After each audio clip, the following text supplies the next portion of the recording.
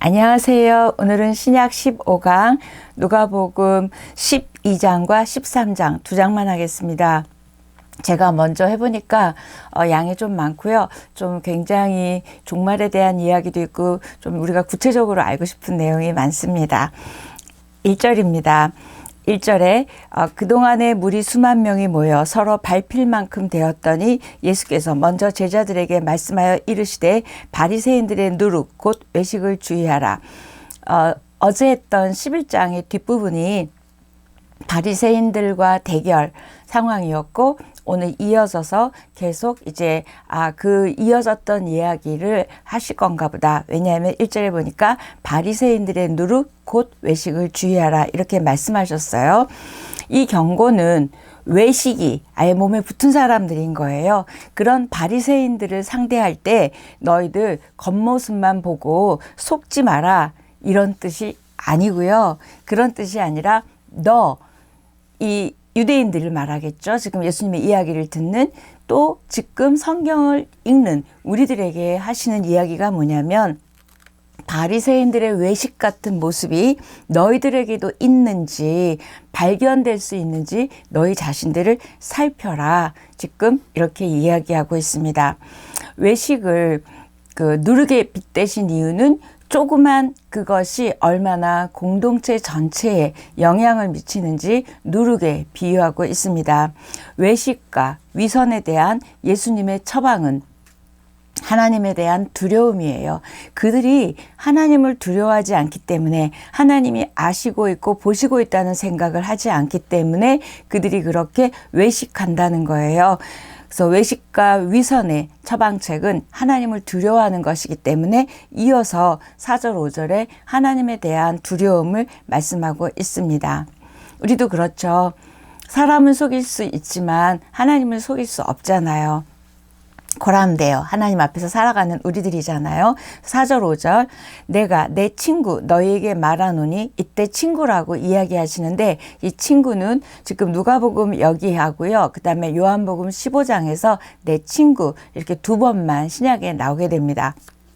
내 친구 너에게 말하노니 몸을 죽이고 그 외에는 능히 더 못하는 자들을 두려워하지 말라. 마땅히 두려워할 자를 내가 너에게 보이리니 곧 죽인 후에 또한 지옥에 던져 넣는 권세 있는 그를 두려워하라. 내가 참으로 너에게 이르노니 그를 두려워하라.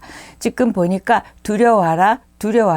두려워할 자를 두려워하라. 지금 3번이나 이야기하고 있습니다. 뭐에 이어서 얘기하죠? 외식하는 그것에 대해서 이야기해요. 정말 하나님을 두려워하면 그렇게 외식할 수 없다는 거예요. 위선을 할 수 없다는 거예요. 다 하시는 하나님을 두려워하라는 거죠. 하나님이 아닌 다른 모든 권세들은 육신만 죽일 수 있는데 육신 이외에 영혼까지 죽일 수 있는 분. 결국 이 말에는 우리 인간은 육신의 삶이 다가 아니라 영혼의 삶이 있다는 걸 지금 전제로 이야기하고 있습니다. 그러면서 세상 권세를 두려워하지 말고 지옥에 던져넣는 권세 있는 하나님을 두려워하라. 지금 하나님에 대한 표현을 지옥에 던져넣는 이게 성경에 지옥이라는 단어를 지금 누가복음에서 쓰고 있어요. 그 지옥에 넣을 수 있는 권세 있는 하나님을 두려워하라. 우리는 정작 하나님을 두려워하기보다는 사람을 두려워하죠. 그 다음에 내가 어렵고 힘든 일이 당할까 봐 그런 일들을 두려워하지 하나님을 두려워하지 않는 우리들에게 지금 이렇게 말하고 있습니다. 5절에 지옥이라는 단어 밑줄 그어 주십시오. 또 7절에 두려워하지 말라고 또 이야기하시죠. 이 두려워하지 말라. 하나님 이의 것들은 두려워하지 말라. 공의로우신 하나님, 어미하신 하나님, 이 하나님만이 얼마나 두려운 존재인데 근데 우리가 너무 하나님을 무서워할까 봐 바로 뭐라고 나오냐면 참새 5마리가 두 아사리온에 팔리는 이야기 여러분 잘 아시죠? 머리털 셋일 만큼 잘한다. 이 이야기가 지옥에 던져지는 하나님을 두려워하라. 줄 수 있는 그 하나님을 두려워하라고 나온 게 바로 참새하고 머리털 셋인 바예요. 이 얘기는 뭐예요? 그렇게 무서운 하나님만은 아니다. 너희들의 그런 하나하나까지 다 너희들의 형편도 알고 다 도와주실 수 있는 그런 자비로우신 하나님, 사소한 일까지도 하나님은 관심을 가지고 계시고 관여하시는 사랑의 하나님을 지금 이야기하고 있습니다. 두려움은 제가 제 유튜브 안에 쭉 내려가면 두려움에 대한 이야기를 한 게 있어요. 한번 참고로 들어보시면 좋겠습니다.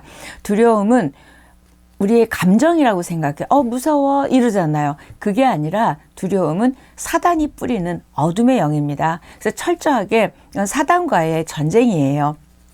그래서 하나님을 두려워하라. 이때 우리가 하나님을 두려워하는 거는 그렇지만 다른 모든 거에 막 두려운 건 이건 전부 사단이 뿌리는 영입니다. 그래서 세상의 것들, 여러분이 지금 정작 두려워하는 것들은 두려움의 대상이 아니고요. 마땅히 두려워해야 될 하나님을 경외하라는 이야기입니다. 그리고 나서 어떤 한 사람이 나와서 유산 분배에 대한 이야기를 하고 있어요. 예수님한테 자기 형에게 이 유산 분배 이야기를 할 때 이 어리석은 부자에 대한 비유인데요. 예수님은 이 문제에 대해서 답하지 않으시고 13절에서 지금 제가 이 재산 분배 이야기가 13절부터 21절까지인데 이 부분은 누가복음에만 있습니다. 누가복음 개요할 때 누가복음에만 있는 이야기, 어리석은 부자 이야기라고 제가 말씀드렸던 부분이에요. 지금 유산 문제를 얘기했어요. 재물의 문제가 누가복음에서 굉장히 중요한 소재 중에 하나라서 이 부분을 굉장히 길게 많이 쓰세요. 그래서 재물에 대한 가르침이 34절까지 몇십 절을 지금 재물에 대한 이야기를 하고 있습니다. 15절에 보니까 삼가 모든 탐심을 물리치라. 지금 유산 얘기한 사람에게 하는 거예요.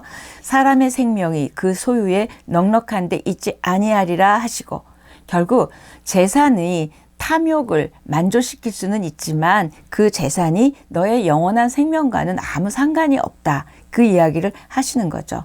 이때 이 생명은 우리가 죽고 사는 이 호흡하는 이걸 말하는 게 아니라 하나님 안에 있는 영원한 생명이요. 예수 그리스도를 통해 우리에게 주어지신 그 영원한 생명하고 돈하고는 전혀 상관이 없음을 이야기하고 있습니다. 그래서 한 부자를 예를 드시는 거예요. 이야기를 해놓고 어떤 부자가 너무 소출이 많아서 창고에 둘 데가 없는 거예요. 그래서 창고를 더 크게 해야 되겠다. 그래서 창고를 크게 놓고 자기 영혼에게 이야기하는 거예요. 이제 넉넉히 두고 있고 이제 좋다, 만족하다, 이런 그 비유를 쭉 쓰세요. 그래 놓고는 뭐라고 질문하냐면 오늘 밤에 영혼을 도로 찾으면 누구의 것이 되냐? 그 사람에게 묻는 거예요. 그 사람에게만 묻는 게 아니라 저와 여러분에게 질문하세요. 너 지금 뭔가 많아? 그래서 너무 풍족해? 너무 평안해? 그거 내가 오늘 밤 너 영혼 찾으면, 너 데려가면 그건 누구 거야? 그게 과연 너의 생명을 지켜줄 수 있을까? 지금 질문하시는 거예요. 이 비유를 자세히 읽어보시면 반복되는 단어가 있어요. 제가 오늘 읽어보면서 정말 반복되는 단어가 나다, 내가, 내 곳간, 내 모든 곡식, 내 영혼. 누구죠? 나요. 이 사람은 지금 철저하게 자기에만 집중되어 있어요. 이 부자는 돈과 자기밖에 지금 관심도 없고 보이는 것도 없고 들리는 것도 없습니다. 재물이 곧 온 세상이고요. 세상의 중심은 나입니다. 이 사람의 이 말을 듣고 지금 예수님이 그 말씀 하셨죠.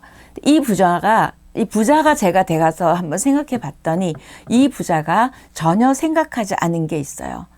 이 주신 물질, 이 소출이 많은 주신 것, 이 주인이 하나님이신 것과 그다음에 나의 이 생명을 주신 분도 하나님이시고 이 물질을 주신 분도 하나님이시라는 걸 잊어버린 거예요. 그러니까 하나님의 관점에서 볼 때 이 부자는 단지 어리석은 자일 뿐이에요. 하나님은 우리의 돈에, 여러분의 통장에 관심 없으세요. 여러분이 몇 평에 사는지 관심 없으십니다.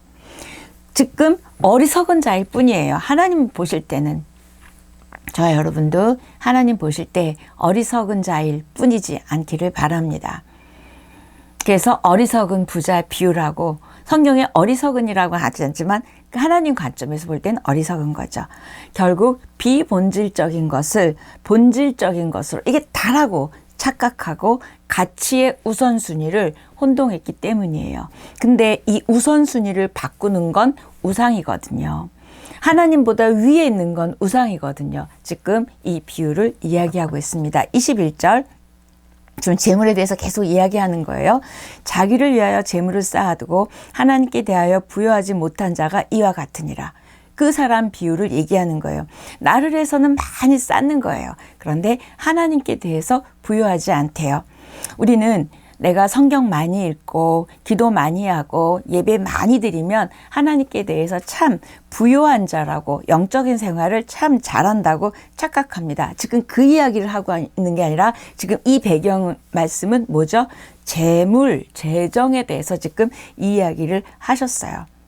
결국 여러분이 갖고 계시는 재물과 재정의 실제적인 사용이 하나님에게 부요한 자인지 나에게 치중되어 있는지를 묻고 있습니다.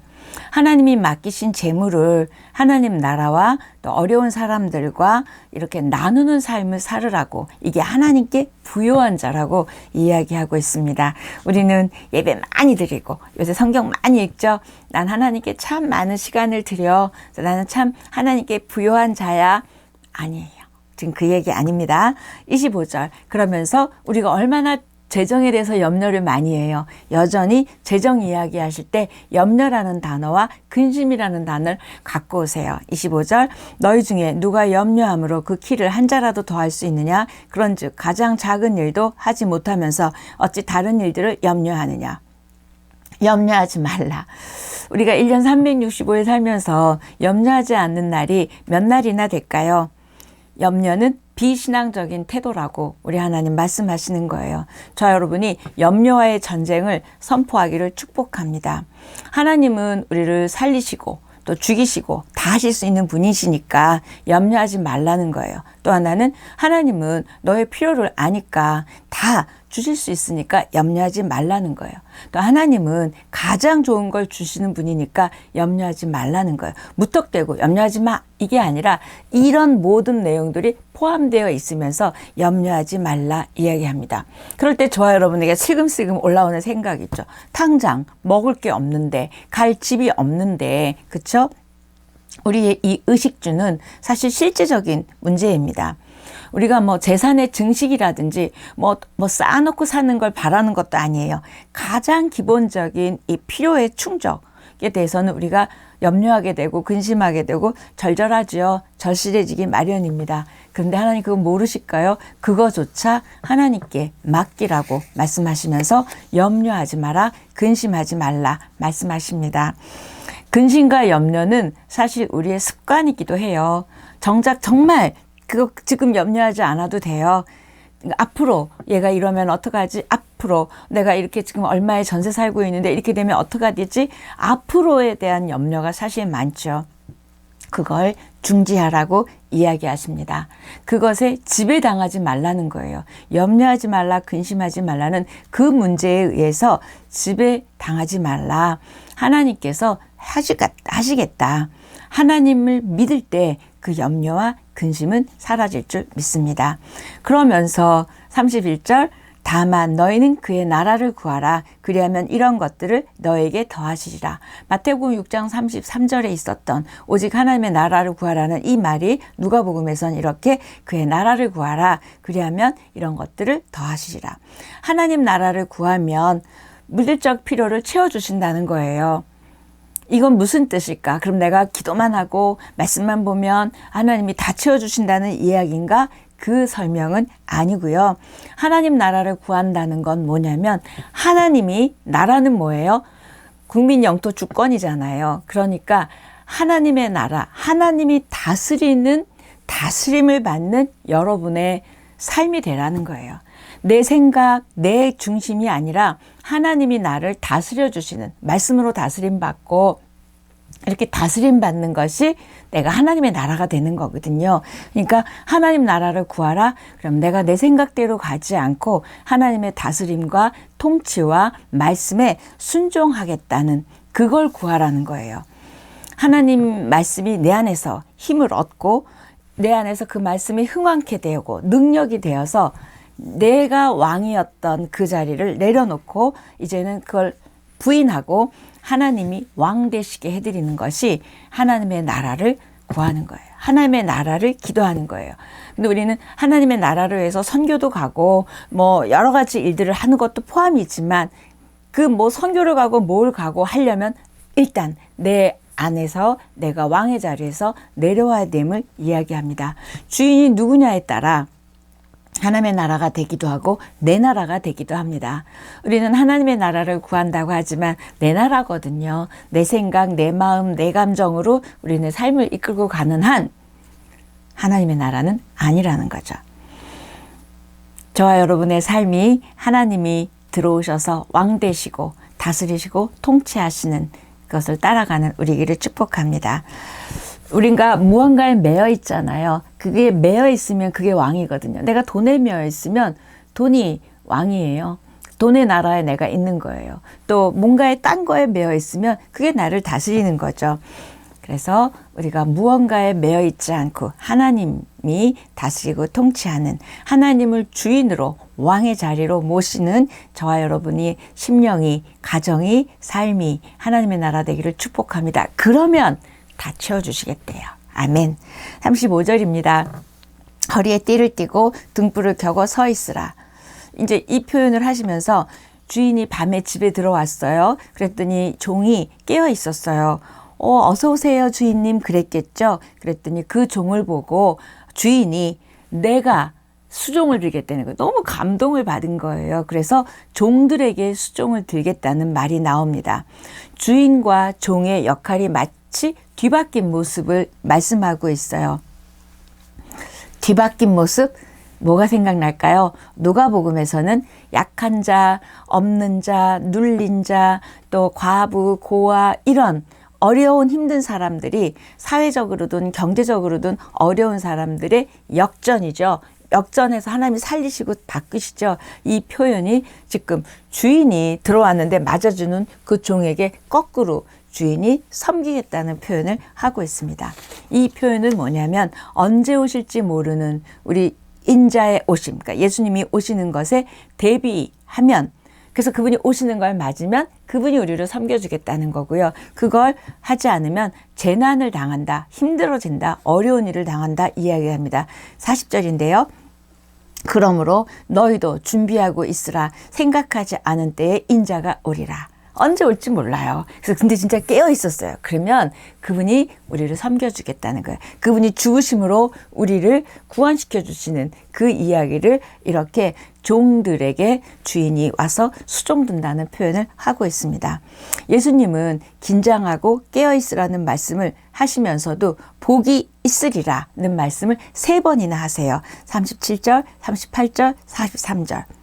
이 긴장, 근데 이게 복이 있다는 거예요. 주님 오심을 알고 기대하고 긴장하고 행복한 긴장이죠.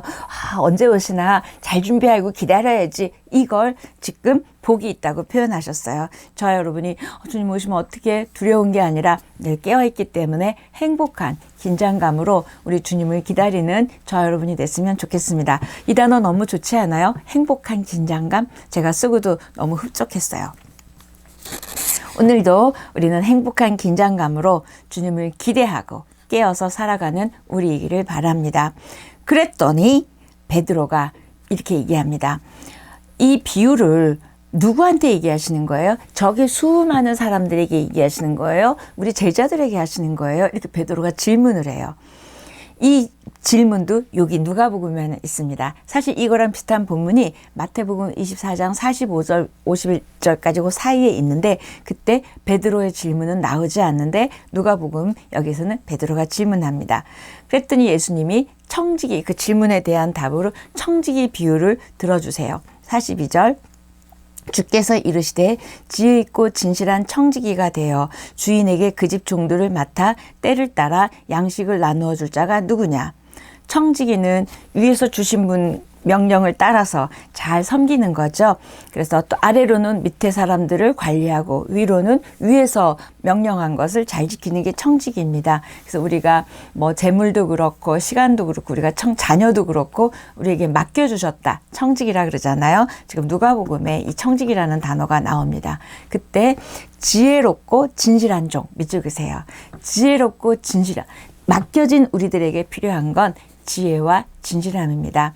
49절 50절 이 말씀 갖고 많이들 질문들 하셨었어요. 내가 불을 땅에 던지러 왔더니 이 불이 이미 붙었으면 내가 무엇을 원하리요? 나는 받을 세례가 있으니 그것이 이루어지기까지 나의 답답함이 어떠하겠느냐? 이게 무슨 말이냐? 자, 이때 49절에 불 밑줄 그시고요. 50절에 세례 밑줄 그세요. 이 두 단어를 가만히 묵상하면 떠오르는 말씀이 있을 거예요. 세례 요한이 와서 예수님에게 이렇게 얘기했습니다. 예수님에 대해서 성령과 불로 세례를 베푸시는 분이라고 이야기했습니다. 그때 성령과 불로 세례할 때 불, 그 다음에 세례. 지금 여기 49절 50절 나오죠. 내가 뭐뭐 하러 왔다. 누가복음에 유난히 이 표현이 많아요. 내가 뭐뭐 하러 왔다. 여러 곳에 나오는데 제가 또 불러드릴게요. 게시글에 또 적어 놓겠습니다. 뭐뭐 하러 왔다. 예수님이 그렇게 할 때 5장 32절, 7장 34절, 13장 35절, 19장 10절, 19장 38절. 이렇게 뭐뭐 하러 왔다 표현하는데 불을 던지러 왔다. 그다음에 세례 이야기했습니다. 예수님이 던지실 불은 심판과 구원의 선포입니다. 세례 요한도 지금 그 얘기인 거예요. 심판과 구원을 선포하신다는 거죠. 결국 심판과 구원은 뭐로 이루어지죠? 예수님의 고난과 죽음과 부활로 심판과 구원이 이루어지잖아요. 그래서 받을 세례는 거기다 이렇게 좀 밑줄 그고 써놓으세요. 십자가 죽음을 의미합니다. 내가 불, 심판과 구원을 이야기하러 왔고 내가 그래서 너희들에게 심판과 구원을 주기 위해서 내가 십자가 죽음을 이야기하는 것이 불을 던지러 왔다. 이야기하시고 있습니다. 조금 이해되시죠? 51절 내가 세상에 화평을 주려고 온 줄로 아느냐 내가 너에게 이르노니 아니라 도리어 분쟁하게 하려 함이로라. 아버지와 아들과 어머니와 딸과 시어머니와 며느리가 분쟁할 것이라고 이야기합니다. 그럼 보통 사람들이 해석을 이렇게 하더라고요. 나는 예수를 믿고 또 우리 남편은 안 믿으니까 이걸 막 믿는 것 때문에 싸우는 이걸 말하나 보다. 아니에요. 그런 의미가 아니라 가정 안에서도 누구는 그 복음을 받아들이고 예수를 믿고 또 누구는 받아들이지 않고 안 믿을 수 있잖아요. 이렇게 땅에 불과 같은 선포가 그 심판이 선포가 되었을 때 이렇게 가정 안에서도 누구는 믿고 누구는 안 믿을 수 있다. 그래서 이 반응에 따라 믿고 받아들이는 것 따라 이렇게 나뉘어질 거라는 거지 막 싸울 거라는 의미가 아니에요. 여러분 가정에도 믿는 분 있고 안 믿는 분 있죠. 그 나뉘어질 것을 이야기하고 있습니다. 이게 분열이라든지 갈등이라든지 이런 건 전부 종말의 징조였잖아요. 우리 마태복음에서도 보면 난리에 난리 소문이 있고 그런 것처럼. 그래서 54절부터 누가는 이제부터 제자들에게 말하는 게 아니라 청중을 무리라고 이야기합니다. 그 54절에 처음에 나와 있는 무리 밑줄 하나 거주세요. 이때부터 이제 누가는 표현을 무리라고 이야기합니다. 그래서 예수님이 그 무리에게 뭐라고 얘기하시냐면 외식하는 자여라고 불러요. 외식하는 자는 바리새인이었잖아요. 그런데 여기에서 외식하는 자여라고 누구에게? 이 무리들에게 이야기합니다. 너희가 천지의 기상은 분간할 줄 알면서 어찌 이 시대는 분간하지 못하느냐. 56절 이야기예요. 이상하죠. 이게 무슨 말이냐면 날씨 보고 우리가 내일 비 오겠다. 내일 뭐 하겠다. 그래서 지금 이 팔레스타인 지형으로 얘기해서 서쪽에 구름이 일면 소나기가 올 건가 봐요. 아마 그들은 그렇게 표현했나 봐요. 그렇게 어떤 상태를 보면 날씨를 예상하면서 어떻게 이렇게 이 시대를 보고 영적인 예측은 못하느냐. 이 시대의 기운을 보면서 이 영적 기운은 왜 못 알아채려? 외식하는 너희들아. 믿음이 있고 그렇게 하나님을 안다고 하면서 어떻게 이건 이렇게 못 알아차려? 날씨는 알아차리면서 지금 그 이야기예요. 시대를 분간하지 못하는 이 영적으로 둔감함을 지금 지적하고 있습니다. 왜 이 시대를 분간하지 못해? 이때 이 시대라는 단어는 카이로스죠. 하나님의 때, 하나님의 일하실 때를 특정한 시간을 말하고 있습니다. 재림이라는 이런 어떤 절정의 이 시간을 다가오고 있음을 너희들은 왜 분간하지 못하니? 이때 분간하다, 제가 얼른 헬라어로 찾아봤더니 해석하다예요. 너희는 왜 이 시대를 해석하지 못하니? 왜 너희는 이 시대를 분간하지 못하니? 그 이야기입니다. 하나님을 믿는 우리들은 이 시대를 보면서, 뉴스를 보면서 무언가 우리는 해석할 수 있어야 되고 이 시대를 분간할 수 있어야 됩니다.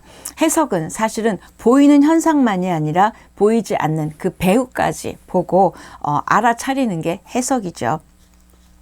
57, 58절 시대를 분간하라고 하셨다가 갑자기 화해하라고 그래요. 이건 또 무슨 말일까? 이 흐름이 조금 이상하죠.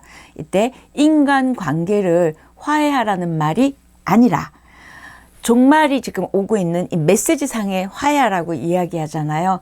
결국 그 카이로스, 주님이 오심을 민감하게 알아차렸다면 너희들, 거기 나오는 단어가 고발하는 자, 법관, 재판장 앞에서의 판결, 이런 단어가 나와요.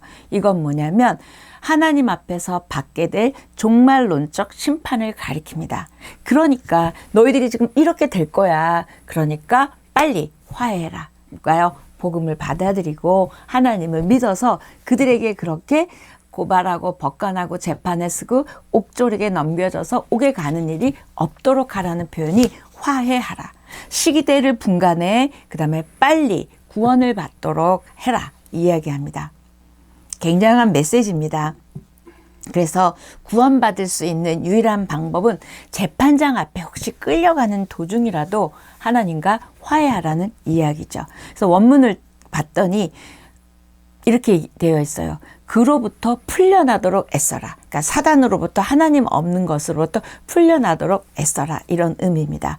주님 오실 날이 점점 가까워지고 있는 우리가 살고 있는 이 시대입니다. 저와 여러분도 이렇게 하나님과 화해하고 깨어서 하나님의 심판을 의식한 행복한 긴장감으로 살아갔으면 좋겠습니다. 13장입니다.